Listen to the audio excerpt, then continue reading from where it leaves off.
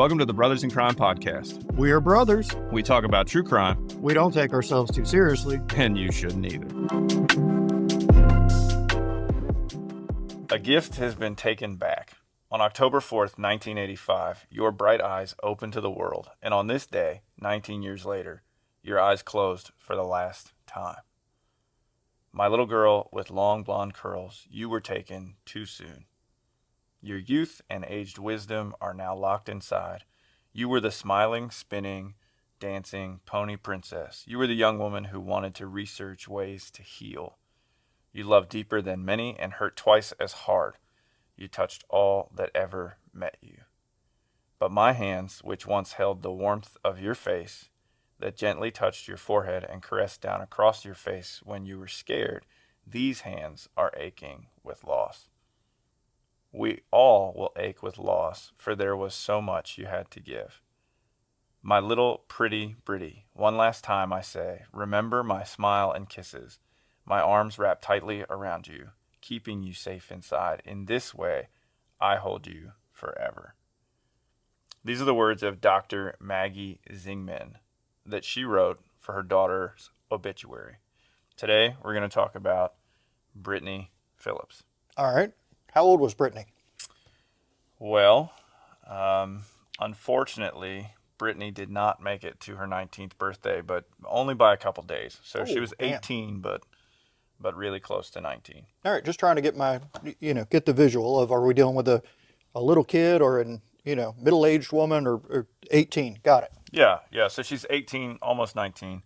And I tell you what, everything you read about Brittany is the whole light up the room syndrome. Mm-hmm. I mean, she sounds like one of those people that was just incredible.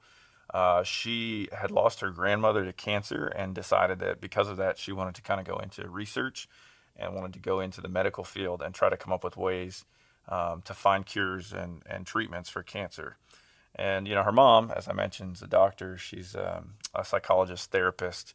And so Brittany had decided that she wanted to go to her mom's alma mater, which was down in Florida. I think it's called Eckerd College. And so after high school, which she had started school early, she started kindergarten early, and so she graduated on the younger side, which I can relate to. And so she made her way down to Florida to go to college. And it's not uncommon, right? You're away from home, which for her home was in Oklahoma. Oh, wow. Yeah, so it's a big difference. You're a long way from home. Right. And so she got down there, and she was really close with her mom, really close with her brother. And I think being away from home, being somewhere so different, and being away from her, her support network, just kind of took a toll on her. And so after, I think it was after the first semester, first year, whatever, a relatively short period of time, she decided she wanted to come back.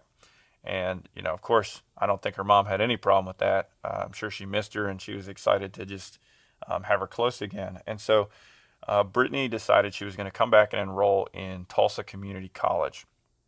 And her plan was to kind of knock out the gen eds and all those requirements. Mm-hmm. And then from there, she would probably transfer to Oklahoma State or one of those schools that was still nearby, but, a solid 4-year school. Sure. So she makes her way back up. And just to give you an idea of the family dynamic, right?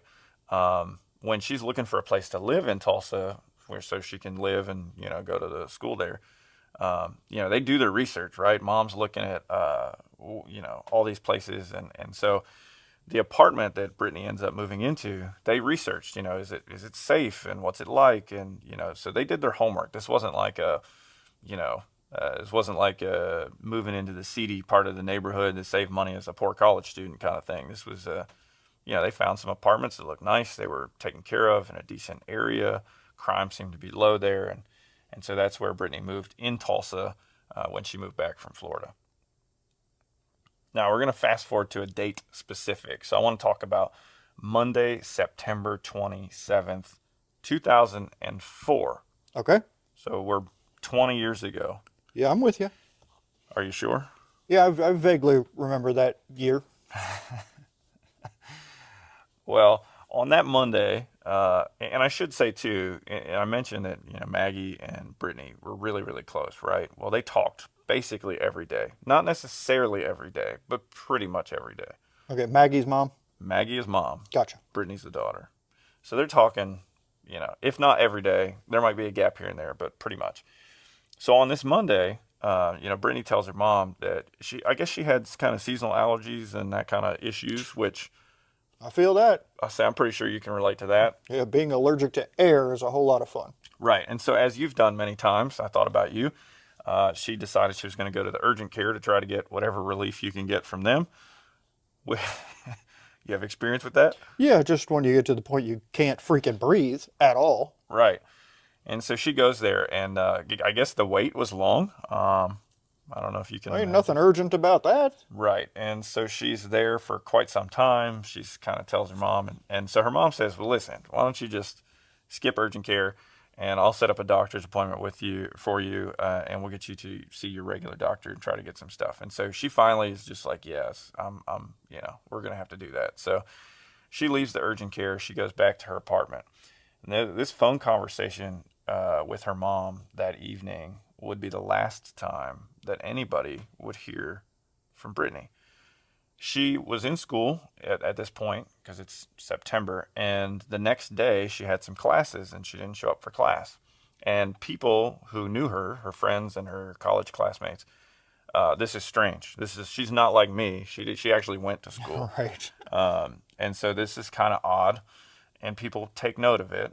And then another day goes by, and she doesn't show up to classes the next day. Oh. Now, at this point, mom hasn't heard from her for a little bit, so she's getting a little concerned, but figures, well, she was sick and she's got college and whatever.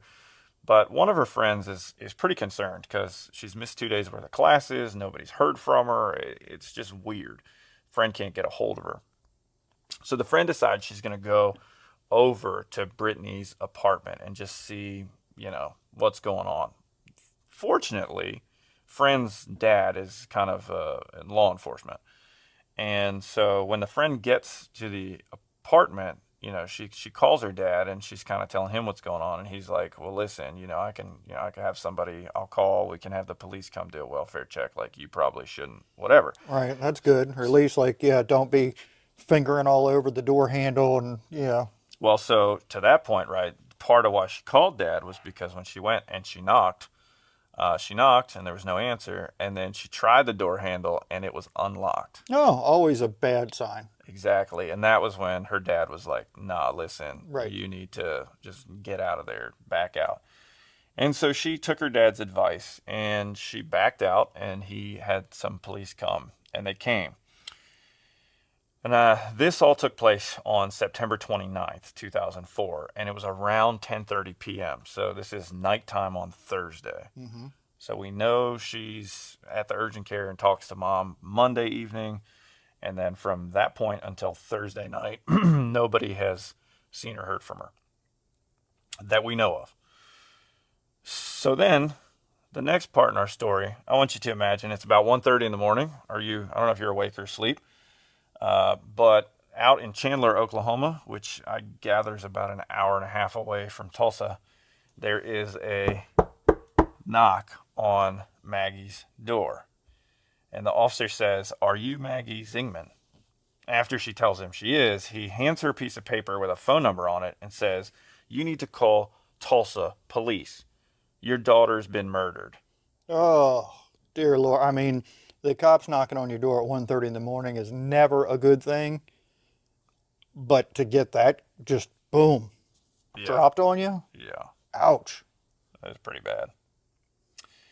Well, Maggie, being Maggie, and as you get to we share a little bit more about her, you'll start to see her personality come through. And so what she does doesn't surprise me one bit. And frankly, I can totally relate because this is the kind of person I am.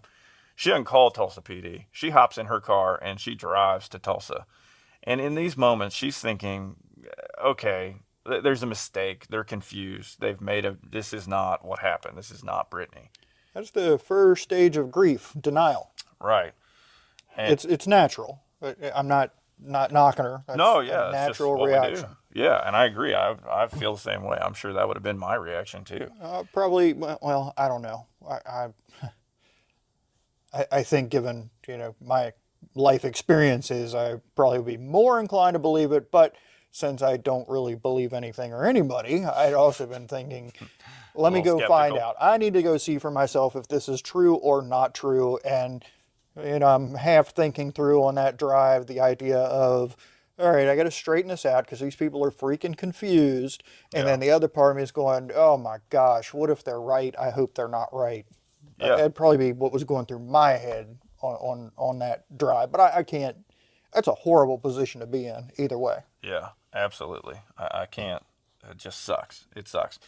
So she drives, she gets to Tulsa, and she shows up at the apartment, at Brittany's apartment, and there are police cars, crime scene tape, all the things.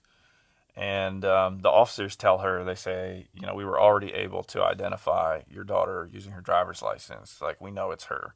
And so now it's the worst. There's no question. It's been confirmed. And they've already taken Brittany's body from the crime scene down to the medical examiner's office. And still just undeterred, she says, no, like, I'm going to go. And so she goes to the medical examiner's office. And there they tell her, basically, you don't want to see her like this. And it's my understanding from some resources that it sounds like she basically kind of agreed that, okay, I won't, I'm not going to view her, but and trust that this is her, but or at least not view the extent of what had taken place.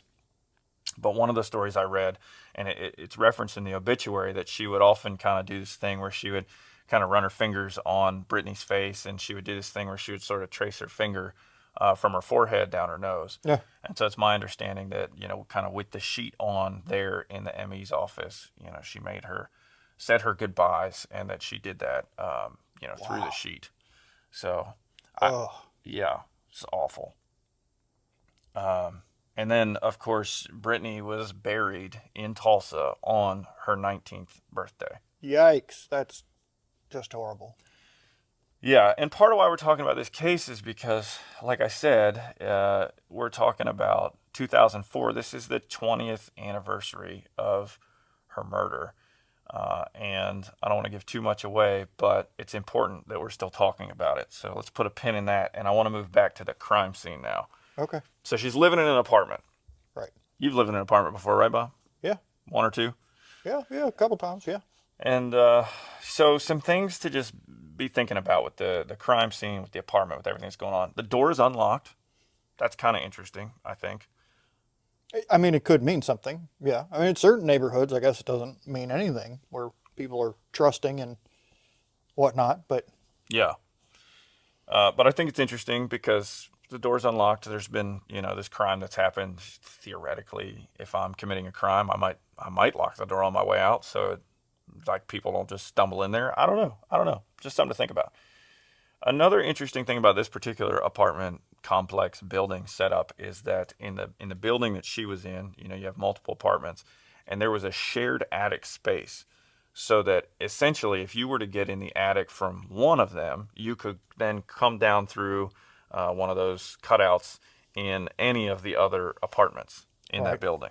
Right. And that's going to become somewhat interesting. Maybe, maybe not, as we talk about this. Another thing that was, we'll say, different or odd or noteworthy, maybe, was that, window screens.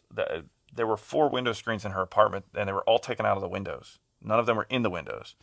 And Maggie has said that basically, not that Brittany was like a slob or anything, but she's a teenage college student.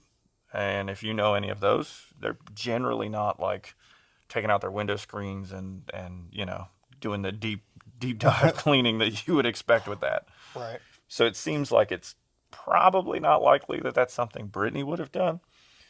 Of course, the police, they dusted for fingerprints, and particularly with these screens in the windows, and they came up empty-handed all the way around. There were no fingerprints that have to date proved noteworthy. There were no smoking gun fingerprints. Like, there were no fingerprints that they recovered that I'm aware of from, say, her body or a murder weapon or the windows or anything like that. So fingerprints are not going to help us. There is a balcony to this apartment, which has one of those like sliding glass doors, which if you know anything about anything, those are pretty easy to break into. If you have one, definitely have the, piece of wood or a bar or something so that they can't be broken into. In one resource that I read from, it said that previously somebody had actually, kind of locked themselves out and gotten in through one of those, climbing up on the balcony and going in through one of those. Well, heck yeah. I mean, that's kind of why I'm nodding when you say they're easy to break into, because that's, if you lock yourself out and you have one of those, that's the first place you go. I totally agree. There was some signs of a struggle in the apartment, but it wasn't like completely trashed. This didn't look like one of those movie scenes, right? So I think there was some marks on the wall and things like that that investigators took based on where her body was recovered and everything, that this is probably signs that there was some struggling, but there wasn't, it wasn't like the whole apartment was flipped upside down and furniture was everywhere and things like that. And with that, I'll point out Brittany was like 5'2", so she's a tiny, what I mean? She's not a big girl. Right. And she had actually done some modeling. She's very pretty. But just her size and all that, I think it wouldn't have taken somebody to be particularly large to basically easily overpower her. Okay. There was a pillowcase found in the apartment that didn't match any of her stuff and that nobody was aware of. So this was a point of interest for police from the beginning. What a random clue. Yeah, it made them wonder, is this something that the perpetrator brought with him? They do believe that she was raped, and a rape kit was performed, and I'll get into that a little bit more in a minute. But so just to make it clear, this isn't just a murder, it's a sexual assault and a murder.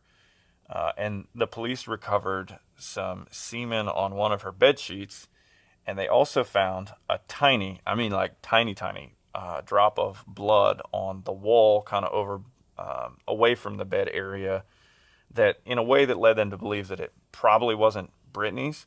And when they ended up doing testing on the blood and the semen, it matched. Okay. So they came from the same source. Right. And we don't know whose source that is. Exactly. And so the police immediately they were very interested in this person, and they believed that this was the person who likely killed Brittany. Now, just to not get in too deep into the details, but Brittany was found sort of beside her bed on the floor. She was partially dressed, and officers believe, based on what they found, that she may have been redressed. So they thought maybe she was, the perpetrator actually redressed her. When they got there, they had no question that she had already died. There was no, basically the state of her body was such that they knew she was dead.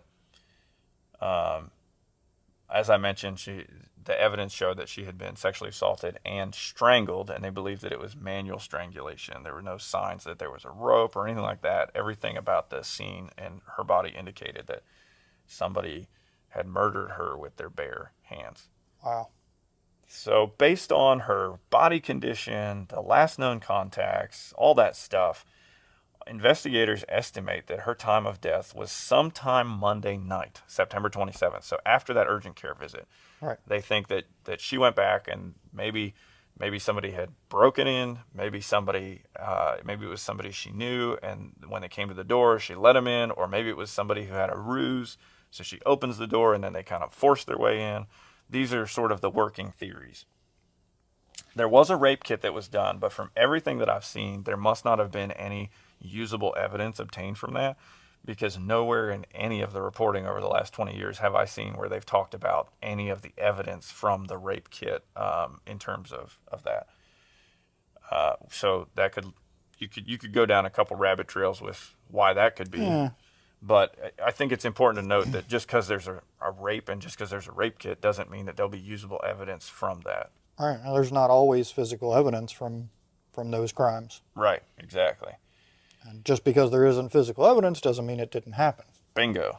That's really important. So they get a DNA profile from that blood drop and the semen, and that's basically that's like the thing that drives the investigation. From as soon as they get that back, that is what they're using, and they end up they compare it against CODIS. They don't get a hit, so there's millions of profiles in CODIS. They go nowhere with that. So then they start looking into people in Brittany's orbit, which makes sense, right? They start working at like who are her friends, who are ex-boyfriends, and they find out from Maggie that she had dated some, or I shouldn't say dated, but she was acquainted with or had tried to nicely put off some guys who were pretty weird and creepy, which it's unfortunate, right? But she's pretty, she's a college girl, and so she had, as her mom said, there were plenty of guys. She basically had a line of people who were interested in dating her or getting to know her better, or however you want to look at that. And she was really nice. Everything I've read, she's just a super sweet, kind, caring, compassionate person. And I think because of that, unfortunately, you get the weirdos. Sure. Yeah. So Bob knows what that's like. I get the weirdos too. Yeah. So they start running down all these people she's dated, people she's known, people who are a little bit creepy, and there's even like a guy that she had went out on a date with, I think, to just kind of be nice, and then eventually had to like block his phone number and stuff. Oh. Some security guard dude. And they end up getting like a court order to be able to take his DNA, and they run it against this blood stain and semen sample, and it's not a match. And so they end up, over time, they go through 3,000 different people Doing DNA comparisons? doing DNA comparisons over the time of this case, and everything comes back empty. Everything. Now, remember, this happened in 2004. As time has progressed, technology's gotten better, right? So later on, they end up using, at that point in time, cutting edge and still pretty high-tech, fancy technology to develop a sketch from the DNA. So they actually use that. You got a thought? I've heard of this and I'm fascinated by it. They can find the genes that are responsible for like eye color and all these things that they can narrow down some characteristics of a person based on their DNA and sort of put together what they might look like. Yeah, and that's exactly really cool. It is really cool, and apparently it's super expensive. But they got to a point in the investigation where the detective who was leading the investigation at that point was like, man, we've tried everything, we've done everything, we've eliminated all of these sex offenders, we've DNA tested all of these people in her circle. We gotta come up with something. So they send it off to this lab that does this. They create a sketch. They have a sketch, and then eventually, it takes a little while. They find the guy who matches the sketch, and he does look sort of like the sketch. Although they've done a lot to protect his identity, apparently the sketch was pretty close. And the reason they've protected his identity is because they bring the guy in, and you can imagine, right? The cops are on freaking, the adrenaline rush you can imagine.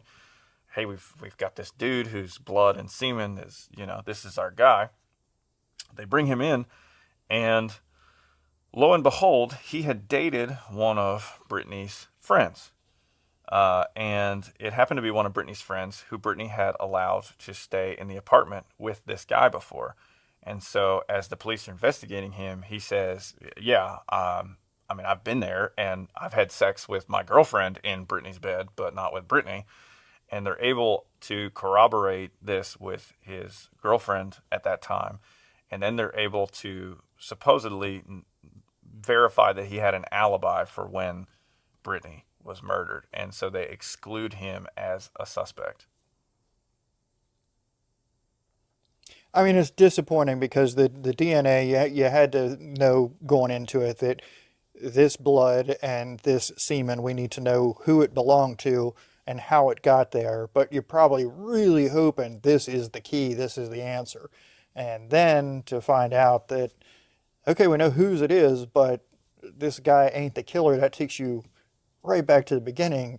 And y'all need to get some better friends here. Because if I'm letting you stay in my place and you and your significant other are having sex and leaving semen in my damn bed, no. Wait, you're not okay with that? No, not at all. Do it on the kitchen counter like everybody else. Jeez. Yeah, at least you can clean that up. It's a hard surface. A hard surface. Well, there you have it. Life advice from Bob. Gosh. Yeah, so according to a Florida news report in 2022, it said early this year, Zingman says she learned investigators are analyzing a new set of DNA found under Brittany's fingernails after she says she learned the DNA that they had been testing all these years, which was found on Brittany's sheets, wasn't actually the killer's, but a friend of Brittany's who's since been ruled out as a suspect. So, At least we have now apparently that there's some DNA under fingernails, which I'm not sure why that, I don't know why that wouldn't have been tested from the jump. Why, yeah, right? Why don't we get that from day one? I've got Because, questions. like, we need to know how the semen got on the sheets and the blood got on the wall and figure out who that person is. Yes, I agree. But it seems like the DNA that's under her fingernails That seems really relevant to me. would be much more likely to be a person involved Yeah. than the sheet and the wall. I darn sure want to know Yeah, whose DNA is yeah. under her fingernails. Right. If it's not hers. Right. Yeah, absolutely. I mean, this is like, this reminds me of like John Benet Ramsey all over again, because it's like, why would you not test that? I just don't get it, but especially after 20 years. And the time you lose pursuing this one unidentified DNA profile, like if all your hopes are focused on, Right. we've got to find who this belongs to, this is the key, and then you find out, no, that was nothing. Right. Yeah, and I think Maggie's made some comments about that before, about how would the trajectory of the investigation have changed had that not been the sort of North Star of the investigation. Right. Well, and think about this. So they've cleared over 3,000 people. Are any of them actually cleared? No. Right. All we know about them is that they didn't leave a deposit on the sheet and the wall. Right. That's all we know about them. Bingo. They're not the guy who was banging Brittany's friend in Brittany's bed. Right. And now I'm like, it's Colonial Parkways again, because you have, well, we've cleared all these people who were probably, then they had some suspects that they thought were really good suspects, like creepy people that lived in and around her building, which that's probably going to be who this person is. And they cleared them. Right. Because they used the wrong evidence. Yeah, on flawed logic. It's frustrating. Well, are you ready for another twist? You might want to hold on to your chair. Bring it on. All right. Yeah, get a sip. Do I want to ask what's in there? Mm-mm. Okay, good. So, in 2023, Brittany's dad, and I'll pause there for a second. So, Brittany's mom and dad separated, but from everything I can tell, it seems like it's as amicable as it could be. They still talk. Sounds like what I get is they both love Brittany. And that was all great. So just to make it, in case you have questions about that, that's what you need to know. So Brittany's dad comes across a card that Brittany had sent him around the time she died. And I would imagine in everything that goes along with losing your daughter, maybe some of your mail ends up getting shoved somewhere and you don't look at it for a long time, because I do that with my mail when nothing bad happens. So I imagine something tragic, I might misplace some things or just not pay attention. So he's going through his stuff, and he finds in this box this card that Brittany had mailed to him. And the story behind this is, whenever she would want to send a card to her grandfather, her dad's dad, she would mail it to her dad because she could never remember the address. And then he would mail it to his dad. Makes sense, right? Yeah, that sounds like 18-year-old logic to me, for sure. I mean, I feel like that's something I would do. And so in 2023, he realizes he has this card from Brittany and that it was sent around the time she died. And so he reaches out to Maggie and says, hey, I'm going to send this to you. I don't know if there's anything, whatever, but whatever. So he sends it to her because, and this is where it gets interesting. You know how when you go to, if you're going to mail something, you need a stamp. And there's stamps that are just, flags. And then there's stamps where you go to like the Pitney Bowes, or you go to the actual thing at the post office, and it prints you a stamp, and on that stamp, it'll actually have the date that the stamp's printed. Sure, yeah. Okay, so it had one of those kind, the date on the stamp printed out from like a postage meter kind of thing. Okay. Like where you would buy the stamp, and it would... Yeah, You following what I'm saying? Yeah, no, I got you. All right, so it had one of those kind of stamps. Well, that stamp was dated September 29th, 2004. Oh, that's after. That's the day that they find her. Remember, they find her at... her friend goes over around 10:30 in the evening. But this card was mailed out that day. But they believe that she died on the 27th, sometime that night. Right. So now we have to wonder whether the time of death is accurate, or if somebody else went and mailed it. Right. And to date, none of her friends or people have claimed, over the last year, nobody stepped up and said, oh, yeah, I mailed that for Brittany. Yeah, okay, but in 20 years, the investigation hadn't figured out that there were other people banging in her bed. Like, that seems like you would have found that out pretty early. Yeah. If she's got a friend who stayed at her place. Right. And maybe had a boyfriend there that you might want to rule out as a potential suspect. Right. It's like we're thinking the same thing. Seems like you would have ruled that out pretty early on. I'm with you. But since that didn't happen, I don't have a whole lot of confidence in the fact that they haven't figured out that someone else mailed this card, that it means it didn't happen. Yeah, exactly. Now, I got to stop for a second and tell you, you can hear my dog Gunner, and he really wants us to come up and play with him and pet him. So I'm sorry, but We'll get to him. next Believe me. time we'll bring him on camera. Believe me, I like the dog better than my current company. That's a true statement. All right, so ask me if Tulsa has a rape problem. I'd rather not. Well, I didn't give you a choice. Do they have a problem? It seems that way. It definitely seems that way. It seems like around this time period there was at least one, if not a couple, serial rapists who were actively serial raping. I don't know. It was, yeah. Along Interstate 44, there's a number of still unsolved rapes in that area, in the general Tulsa area. And I don't know, do you think that maybe if there was a backlog of untested rape kits, that might make the problem worse? I hate hearing there's a backlog of untested anything when it comes to this DNA. It's just so silly to me. Oh, me too, but be ready to be pissed off, okay? So in 2017, Oklahoma, and I think maybe Tulsa specifically, got a $2 million federal grant to process kits because the backlog was so bad. In 2018, there were over 7,000 untested rape kits in Oklahoma and over 3,000 in Tulsa alone. Unbelievable. As of 2023, the number of untested kits is now just under 3,000. So over the course of 6 years since they got $2 million, they've cut it in half, but there are still 3,000 rape kits that have been tested. When I read some articles about this, not obviously not everybody, but some of the law enforcement justification for why there were all these untested rape kits were, oh, well, if we have a case and the victim doesn't want to prosecute, or the case isn't a great case, or this or that, then we just don't bother to test it, which blows my mind. Just blows my mind. I'm trying to be open-minded, and I can maybe see the logic behind that, but then the immediate argument to that is your victim doesn't want to prosecute, or whatever reason you don't think this particular case is going to go anywhere. What if this is a serial offender? Oh, that's a very good point. So in this testing of all the backlogs, guess what they found? What they found? A bunch of people who are serial offenders. Oh, okay. And I think there was even one guy who had committed a number of crimes, even in other countries, and they were able to once this happened and whatever, they were able to nail it down and put him in prison where he belongs. So there have been several arrests as a result of this initiative to clear the backlog. Clearly, they're making some changes, or they've made some changes, and they're heading in the right direction. But I'm with you. There's absolutely no reason to have a backlog. That's insane. No, I mean, there's not. It's terrible. So I want to switch gears a little bit and talk about, there is a website that Maggie has set up, Brittany's mom, and it's called BrittanyPhillipsMurder.net.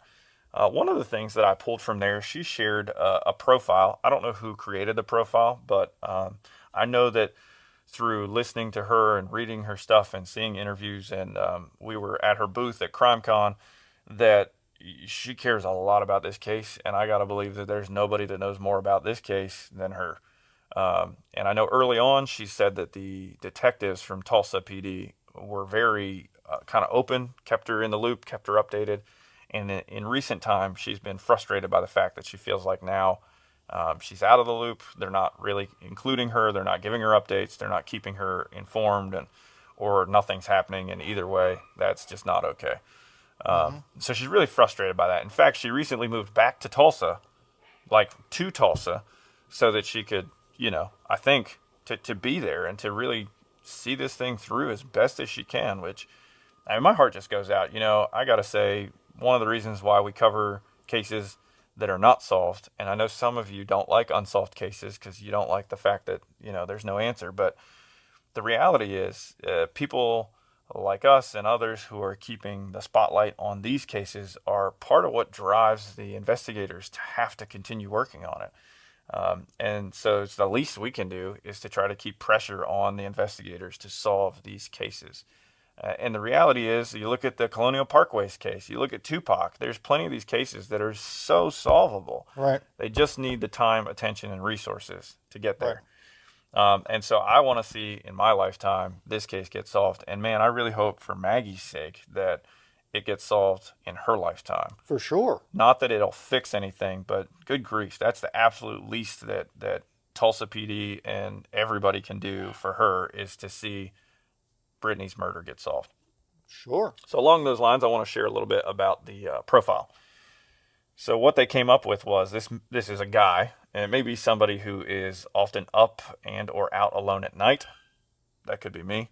Right. That's scary. Okay, I'm out with the next one. Wait, is this behavioral profile or the DNA profile? What are you talking about? Behavioral. Sorry. Oh, okay. Okay. Sorry. Okay. Yeah, I'm not going to list off the gene sequencing. Okay. Might have sexual problems. Could be the type who denies that he has any problems or focuses on them with anger. So you're looking for an angry sex problem guy. Maybe. Maybe into high-risk behaviors, dangerous or cause pain for himself or giving others. May also be into hurting during sex and snuff films, which is just gross. Somebody who's always angry, often interpreting someone as being against him, putting him down, or acting better than him. Might be like this always, or might just suddenly explode. Oh, so he got mommy and daddy issues. That's what it sounds like. May or may not have been arrested for rape, but if he was, he really wants you to come pet him. Well, I mean, I'll leave this to you and go play with him. You know what I bet's happening right now? I bet one of the cats is harassing him. It could be. Cats are known for that. That's what I bet. May or may not have been arrested for rape, but if he was, he may have a charge such as endangering or outrageous public indecency, and won't say these were rape. So in other words, he's maybe had a rape, but plays it down as something else. Right. Because there have been over 3,000 suspects' DNA compared to in the past, there weren't matches with that. Of course, this DNA or this profile was must have been done pre the realization that those people are all back in now as suspects. Right. But here they thought maybe there's a chance that it's somebody who is from somewhere else and was traveling through. See. Well, I mean, that's an option in any case. Yeah. So that's fascinating. I don't disagree, but also I think you think about where it is, access to the interstate, it's kind of a hub, sort of things like that. I think that lends itself to the notion, if you're somewhere really remote. Yeah, okay. Yeah. Could be, but maybe it's less likely. That's all Then I if you're in a city that's on a highway and has an airport, and okay. Yeah. And then last, they said it could be somebody who has like a public service job with access to customer addresses or information, things like that. That was another thing they had. So just something to be thinking about. I know you don't put a whole lot of stock in that. This is pretty generic. I imagine that whatever they've worked up, I would hope would be a little bit more detailed. They're probably holding some things back. You got any thoughts? I'm biting my tongue on that. In a lot of ways, this behavioral analysis is a lot like your fortune in the newspaper. I tend to like it a little more, but in hindsight, it seems to fit perfectly when it fits, but I don't know. Anyway, go on. That's fair. Profile's only as good as the profile. So now let's switch gears a little bit. I had mentioned that Maggie is kind of this extraordinary woman who is doing extraordinary things and has always done extraordinary things. So I want to talk about her efforts. As part of her drive to just bring attention to this case, one of the things she's done is she's wrapped her vehicle in, what's that stuff called? I can't think of it. Vinyl? Yeah, in vinyl. And it's got information about the case. It's got a picture of Brittany. And she drives all over everywhere. It's a billboard. Yeah. Toward the effort of finding out what happened to Brittany. Exactly. And she's driven to 48 states, over 300,000 miles. She's been to CrimeCon a couple times now, and she's encouraged podcasters and authors and journalists and interviewers, please talk about Brittany's case. Talk about Brittany's case. And so we're here talking about Brittany's case. And it's not just to spur investigators into getting the job done, but also you never know when that one person that knows something that hasn't said something or didn't think was relevant 20 years ago might actually just pop out and say, this or that, and it just puts everything together. Yeah, like this card that got mailed. Did a friend mail it? Did Maggie mail it? Did somebody see Maggie mail it on the 29th? Right. Somebody mailed it. So who mailed it? And I mean, if you're living in Tulsa around that time, do you know Right. something? Did you see something? Did you do it? Like whatever. You never know what little thing like that might be the thing that, if that changes the time of death, then that changes people's alibis. Sure. They need a whole different window for framing their alibi now. Yeah. So now maybe the alleged boyfriend of the friend, maybe that's back in Back in play. play because his alibi for the 27th, which by the way, that was when his alibi was for, was that Sure. night.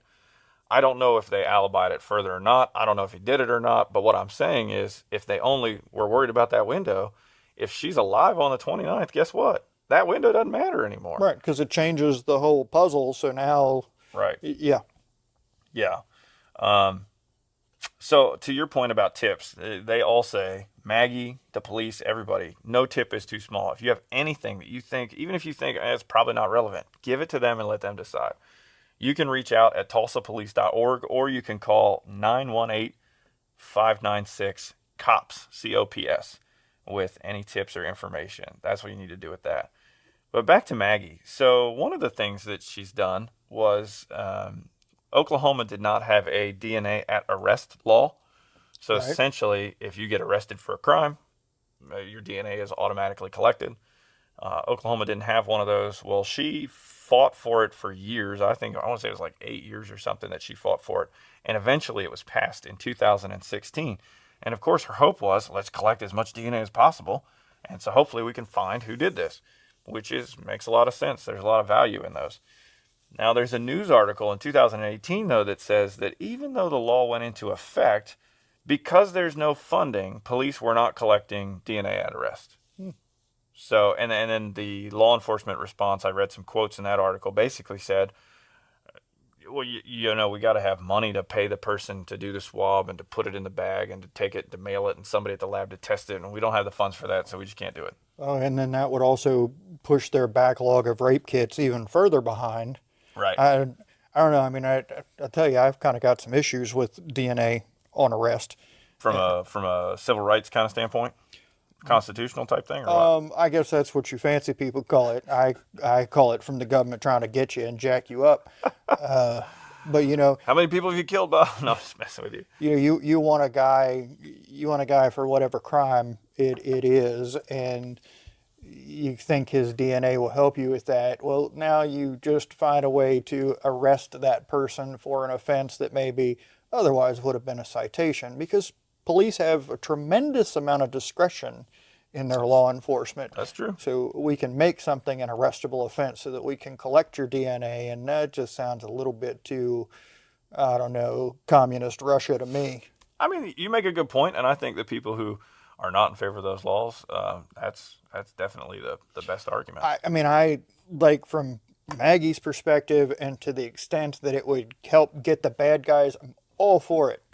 But on the other hand, Just makes you a little queasy. what about the good guys who are going to get, because I understand that in the long term, okay, so they arrested you unnecessarily and they get your DNA. So if you are guilty, good, we're going to get you for the big crime. But what if that dude is actually innocent and now you're arresting them, putting them in jail for a period of time, giving them a record, and once they have your DNA for whatever reason, and those charges get dropped the next day after they stick the Q-tip in your mouth.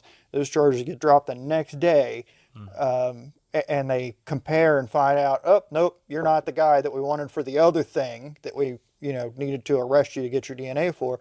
Find out you're not the guy. Well, then your DNA is still in that database, whether you wanted it to be or not. Well, and to be fair, I haven't looked at Oklahoma's law, or I didn't know we were going to go down this rabbit hole, so I didn't really search it. But I do wonder if there are some, like if you get arrested and then you're not convicted or you're not prosecuted, if there's any sort of, a jurisdiction could certainly make a kind of an expungement thing where, they've collected it, they have it, but if you are found not guilty, acquitted, or the charges are dropped, then we purge it from our system. Sure.